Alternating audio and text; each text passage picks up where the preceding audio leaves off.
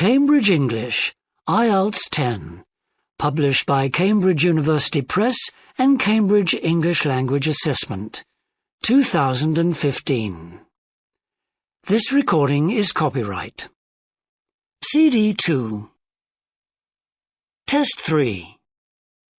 You will hear a number of different recordings and you will have to answer questions on what you hear. There will be time for you to read the instructions and questions, and you will have a chance to check your work. All the recordings will be played once only. The test is in 4 sections. At the end of the test, you will be given 10 minutes to transfer your answers to an answer sheet. Now turn to Section 1. Section 1. You will hear a conversation between the director of a childcare centre and a parent enrolling her child in the centre. First, you have some time to look at questions 1 to 6.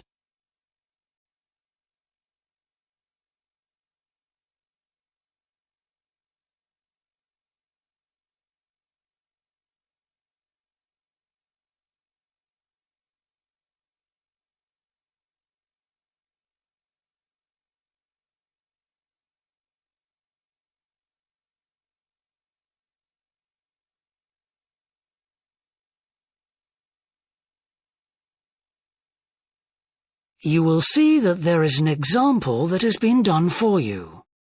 On this occasion only, the conversation relating to this will be played first. Good morning. Welcome to the Early Learning Childcare Centre. How may I help you? Hi, I spoke to you last week about enrolling my daughter for next year. Oh, yes. I'll just get some details from you. So, you're her mother? That's right. And can I have your name? It's Carol Smith. The parent's name is Carol Smith, so Smith has been written in the space. Now we shall begin. You should answer the questions as you listen, because you will not hear the recording a second time. Listen carefully and answer questions 1 to 6. Good morning. Welcome to the Early Learning Childcare Centre. How may I help you? Hi, I spoke to you last week about enrolling my daughter for next year. Oh, yes. I'll just get some details from you. So, you're her mother? That's right. And can I have your name? It's Carol Smith. And your daughter's name? It's Kate. Now, we have several groups at the centre and we cater for children from 3 to 5 years old. How old is your daughter? She's 3 now, but she turns 4 next month. I'll put 4 down because that's how old she'll be when she starts. Fine. She's so excited about her birthday and coming to the centre. Oh, that's good to hear. And what's your address? It's 46 Wombat Road. That's WOMBAT. Woodside 4032. And what's the phone number? Oh, it's 3345 9865. So, have you decided on the days you would like to bring your daughter here? I'd prefer Monday and Wednesday if possible. I'll check. Monday's fine, but I think the centre is already full for Wednesday. Yes. Sorry, it seems to be a very popular day. We can offer you a Thursday or a Friday as well. Oh dear. I suppose Thursday would be all right because she has swimming on Friday. OK, got that. Because a lot of parents work, we do offer flexible start and finish times. We're open from 7:30 in the morning until 6 o'clock at night. What time would you like your daughter to start? I need to get to work in the city by 9, so I'll drop her off at 8:30. You're pretty close to the city here, so that should give me plenty of time to get there. That's fine. Now, we also need to decide which group she'll be in. We have 2 different groups and they're divided up according to age. There's the green group, which is for 3 to 4-year-olds, and then there's the red group, which is for 4 to 5-year-olds. She's quite mature for her age and she can already write her name and read a little. Well, I'll put her in the red group, and we can always change her to the green one if there are any problems. That sounds fine. OK, let's move on to meals. We can provide breakfast, lunch and dinner. As she's finishing pretty early, she won't need dinner. Will you give her breakfast before she comes? Yes, she'll only need lunch. Before you hear the rest of the conversation, you have some time to look at questions 7 to 10.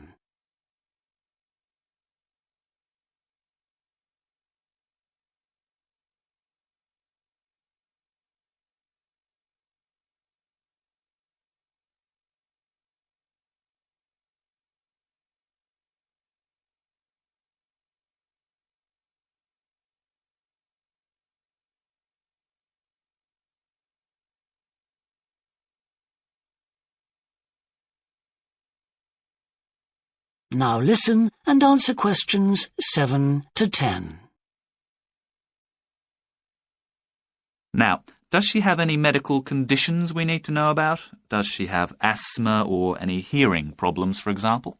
No, but she does need to wear glasses. Oh, I'll make a note of that. Yeah, she's pretty good about wearing them. She can't see much without them. Right. OK. Now, I also need emergency contact details. So what sort of information do you need? Just the name and number of a friend or family member we can contact in case we can't get hold of you at any time. OK. That'd better be my sister, Jenny Ball. That's B-A-L-L. Her phone number is 33467523. Great. So she is the child's aunt? Yes, that's right. I'll make a note of that as well. Now, is there anything you'd like to ask? What about payment? How much are the fees each term? Well, for 2 days and the hours you've chosen, that will be $450 altogether. OK, and do I have to pay that now? No, we send out invoices once the children start at the centre. You can choose to pay at the end of each term, or we do offer a slightly discounted rate if you pay every month. Oh, I'll do that then. I find it easier to budget that way, and I'm not used to the term dates just yet. Good. It makes it a lot simpler for us as well. Well, that's everything. Would you like me to show you around the centre? We can go. That is the end of section 1. You now have half a minute to check your answers.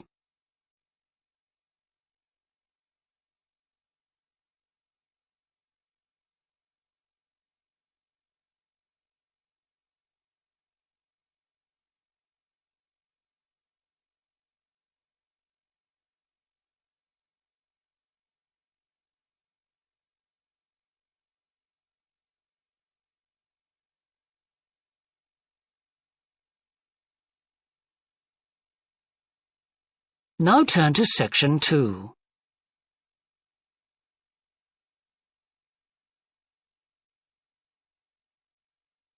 Section 2. You will hear a woman called Alice Bussell talking on the radio about the Dolphin Conservation Trust, an organisation which tries to protect dolphins. First, you have some time to look at questions 11 to 15.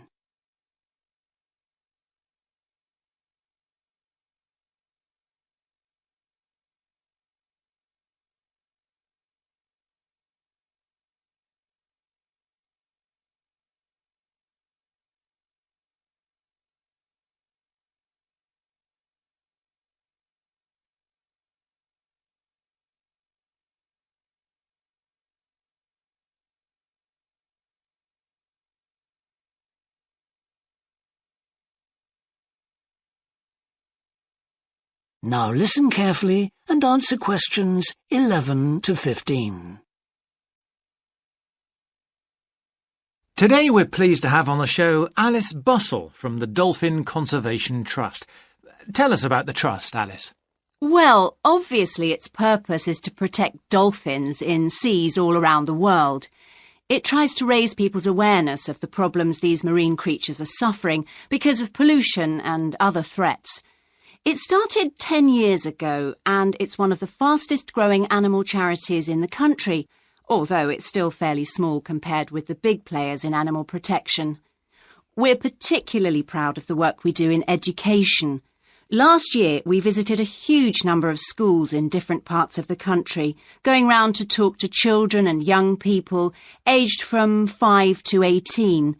In fact, about 35% of our members are children. Oh. The charity uses its money to support campaigns, for example, for changes in fishing policy and so forth. It hopes soon to be able to employ its first full-time biologist with dolphin expertise to monitor populations. Of course, many people give their services on a voluntary basis, and we now have volunteers working in observation, office work and other things. I should also tell you about the award we won from the Charity Commission last year for our work in education. Although it's not meant an enormous amount of money for us, it has made our activities even more widely publicised and understood. In the long term, it may not bring in extra members, but we're hoping it'll have this effect. Is it possible to see dolphins in UK waters? Yes, in several locations. And we have a big project in the east part of Scotland. This has long been a haven for dolphins because it has very little shipping. However, that may be about to change soon because oil companies want to increase exploration there. We're campaigning against this because although there'll be little pollution from oil, exploration creates a lot of underwater noise. It means the dolphins can't rest and socialise. This is how I became interested in dolphin conservation in the first place. I had never seen one, and I hadn't been particularly interested in them at school. Then I came across this story about a family of dolphins who had to leave their home in the Moray Firth because of the oil companies, and about a child who campaigned to save them. I couldn't put the book down. I was hooked. Before you hear the rest of the talk, you have some time to look at questions 16 to 20.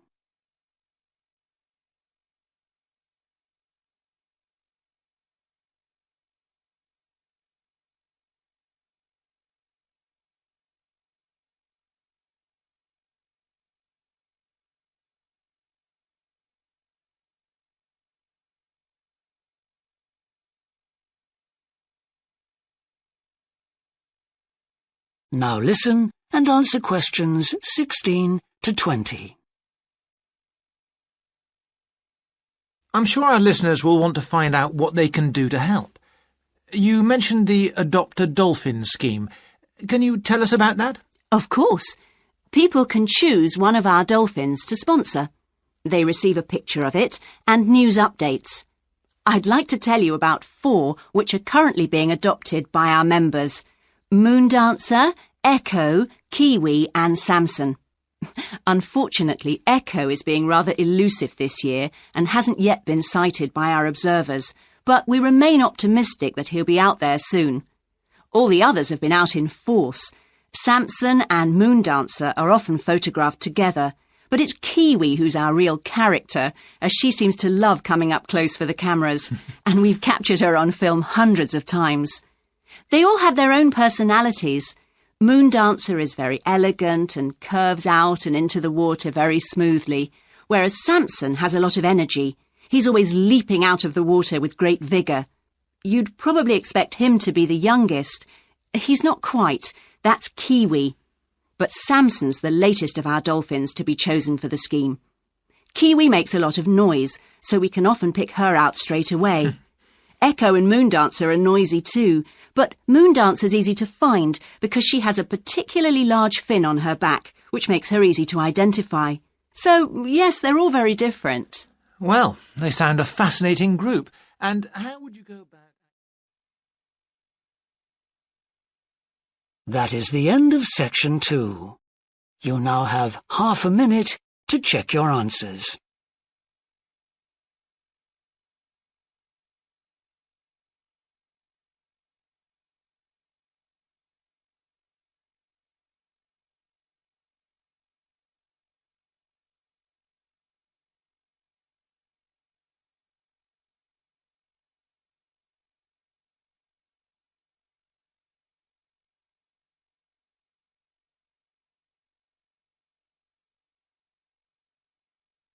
Now turn to Section 3.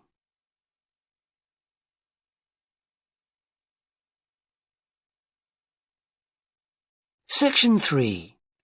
You will hear a student called Rob, who is in the first year of a theatre studies course, talking to another student called Mia, who's in the fourth year of the same course. First, you have some time to look at questions 21 to 25.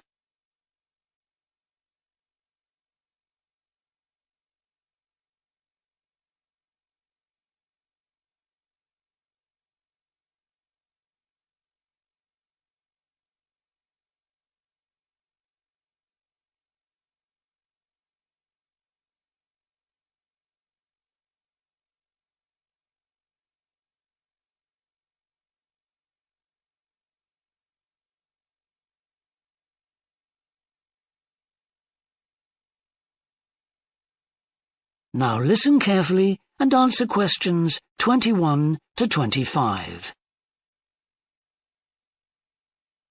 Hi, Rob. How's the course going? Oh, hi, Mia. Yeah, great. I can't believe the first term's nearly over. I saw your group's performance last night at the student theatre. It was good. Really? Yeah, but now we have to write a report on the whole thing, an in-depth analysis. I don't know where to start. Like, I have to write about the role I played, the doctor, how I developed the character. Well, what was your starting point? My grandfather was a doctor before he retired, and I just based it on him. Okay, but how? Did you talk to him about it?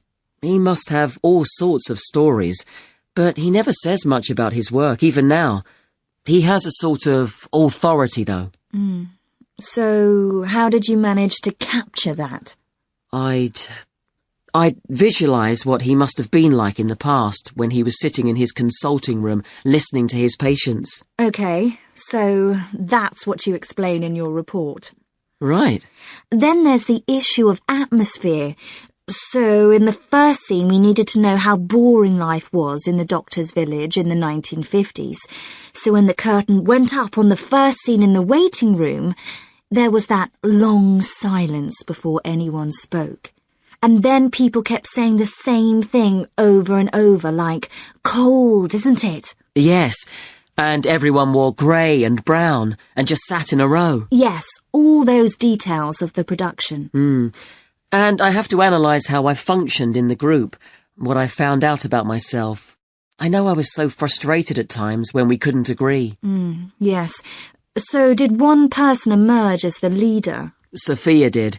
That was okay. She helped us work out exactly what to do for the production, and that made me feel better, I suppose. When you understood what needed doing? Yes. And Sophia did some research too. That was useful in developing our approach. Like what? Well, she found these articles from the 1950s about how relationships between children and their parents, or between the public and people like bank managers or the police, were shifting. Interesting. And did you have any practical problems to overcome? Well, in the final rehearsal, everything was going fine until the last scene. That's where the doctor's first patient appears on stage on his own. The one in the wheelchair? Yes. And he had this really long speech, with the stage all dark except for one spotlight. And then that stuck somehow, so it was shining on the wrong side of the stage. But anyway, we got that fixed, thank goodness. Yes, it was fine on the night. Before you hear the rest of the discussion, you have some time to look at questions 26 to 30.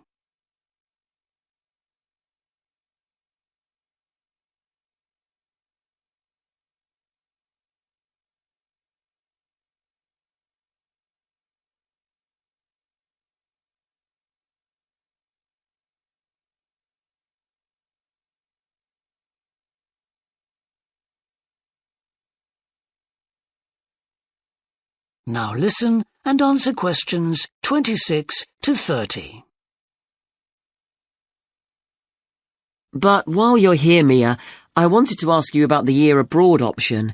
Would you recommend doing that? Yes, definitely. It's a fantastic chance to study in another country for a year. I think I'd like to do it, but it looks very competitive. There's only a limited number of places. Yes. So, next year, when you're in the second year of the course, you need to work really hard in all your theatre studies modules. Only students with good marks get places. You have to prove that you know your subject really well. Right. So, how did you choose where to go? Well, I decided I wanted a programme that would fit in with what I wanted to do after I graduate. So I looked for a university with emphasis on acting rather than directing, for example. It depends on you. Then about 6 months before you go, you have to email the scheme coordinator with your top 3 choices. I had a friend who missed the deadline and didn't get her first choice, so you do need to get a move on at that stage. You'll find that certain places are very popular with everyone. And don't you have to write a personal statement at that stage? Yes. Right. I'll get some of the final year students to give me some tips. Maybe see if I can read what they wrote. I think that's a very good idea.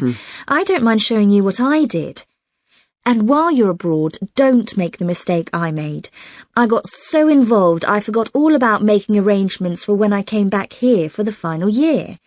Make sure you stay in touch so they know your choices for the optional modules.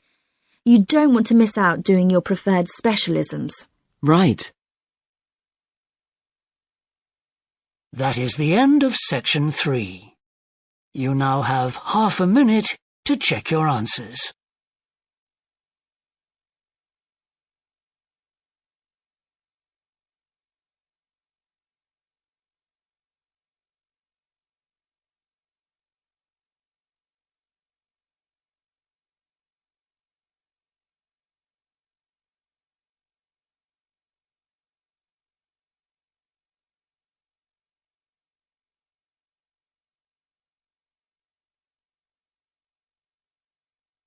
Now turn to section 4.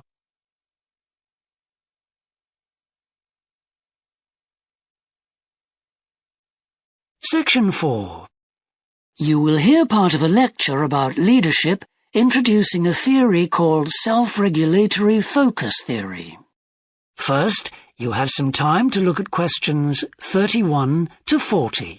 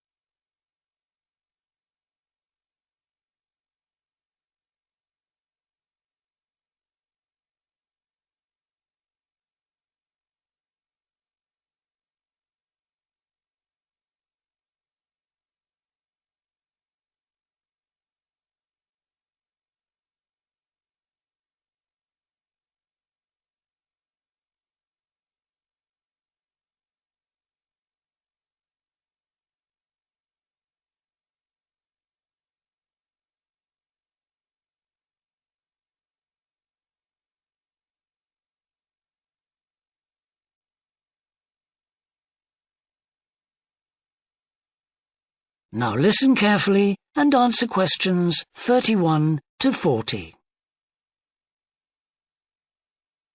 Today, I want to talk about self-regulatory focus theory and how the actions of leaders can affect the way followers approach different situations.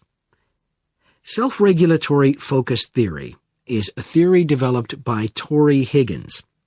He says that a person's focus at any given time is to either approach pleasure or avoid pain. These are two basic motivations that each and every one of us has, and they cause us to have different kinds of goals. Promotion goals in different life situations emphasize achievement. Prevention goals are oriented towards the avoidance of punishment. In a specific situation, our thoughts might focus more on promotion goals or more on prevention goals. The theory suggests that 2 factors affect which goals we are focusing on. First, there is a chronic factor.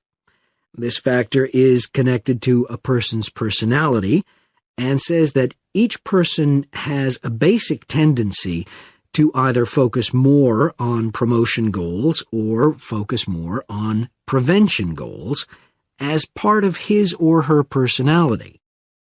Second, there is a situational factor, which means that the context we are in can make us more likely to focus on one set of goals or the other.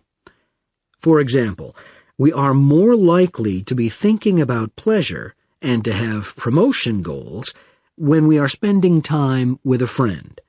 In contrast, if we are working on an important project for our boss, we are more likely to try to avoid making mistakes and therefore have more prevention goals in our mind. Research has shown that the goals we are focusing on at a given time affect the way we think. For example, when focusing on promotion goals, people consider their ideal self, their aspirations and gains. They don't think about what they can lose, so they think in a happier mode. They feel more inspired to change. When people are focusing on prevention goals, they think about their ought self. What are they supposed to be? What are people expecting from them? They consider their obligations to others. As a result, they experience more anxiety and try to avoid situations where they could lose.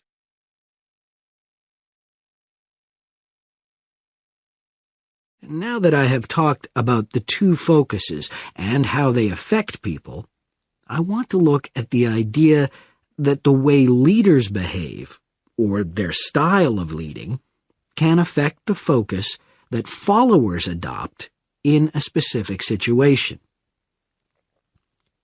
In talking about leadership, we often mention transformational leaders and transactional leaders. Transformational leaders, when interacting with their followers, focus on their development. In their words and actions, transformational leaders highlight change. Their speech is passionate and conveys a definitive vision. All of these things can encourage followers to think about what could be. In other words, they inspire a promotion focus in their followers. In contrast, transactional leaders focus on developing clear structures that tell their followers exactly what is expected of them.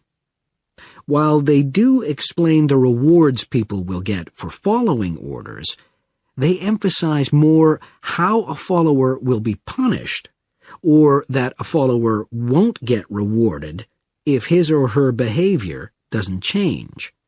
In short, they emphasize the consequences of making a mistake. This emphasis will clearly lead followers to focus on avoiding punishment and problems. This is clearly a prevention focus. In conclusion, it is important to understand that one focus is not necessarily better than the other one. For a designer who works in a field where a lot of innovation is needed, a promotion focus is probably better. In contrast, a prevention focus, which causes people to work more cautiously and produce higher quality work, might be very appropriate for a job like a surgeon, for example. The main point of the research, though, is that the actions of leaders can greatly influence whether people approach a situation with more of a promotion focus or more of a prevention focus. That is the end of section 4. You now have half a minute to check your answers.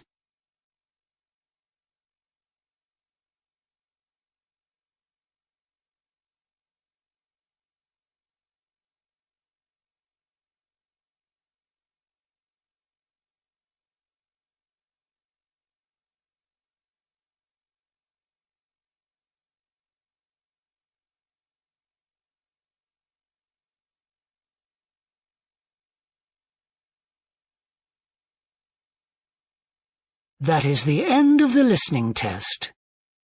In the Ielts test, you would now have 10 minutes to transfer your answers to the answer sheet.